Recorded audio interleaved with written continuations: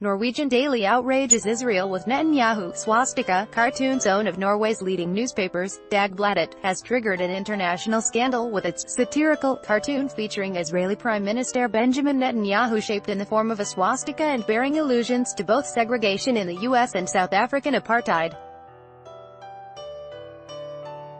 The Israeli embassy in Norway has demanded an apology from Dagbladet for its anti-Semitic depiction of the country's Prime Minister Benjamin Netanyahu and that it be removed.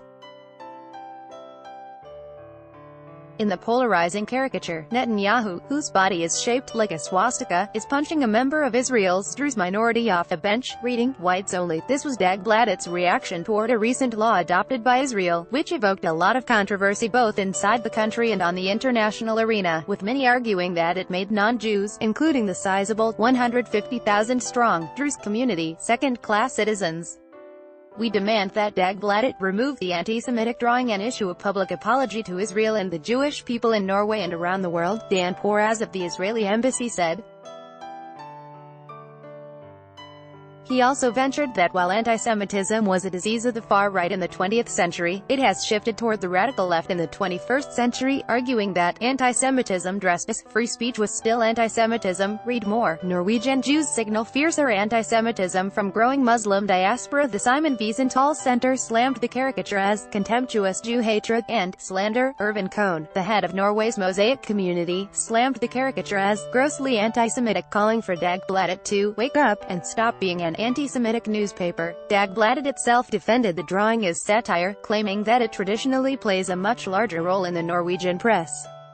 The newspaper also stressed that no comparisons between Israeli politicians and Nazis were made in the text of the article. It is in the nature of satire to push the ceiling higher. Satire is deliberate exaggeration by definition, Dagbladet's political editor, Geir Ramnefjell, told national broadcaster NRK, arguing that the drawing belongs to the borderland, as intended by the author.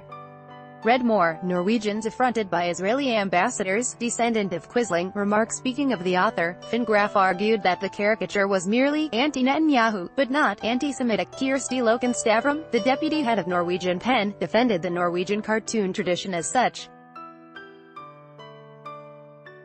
"I'm glad we have cartoonists who dare to venture into difficult areas, knowing that they are sparking debate and are controversial," Stavrum told NRK, arguing that the whole point of a caricature is to overstress.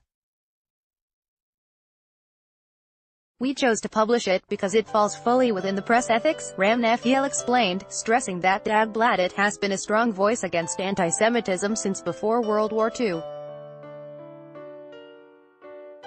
Read more. Painful for boys. Norway eyeing Iceland's impending circumcision ban. Previously, Dagbladet, one of Norway's most popular tabloids, drew the ire of Israelis by comparing Israel to Nazi Germany and North Korea and equating circumcision with maiming and pedophilia. In 2005, Dagbladet also published the notorious caricatures of Prophet Muhammad, as did other Norwegian media.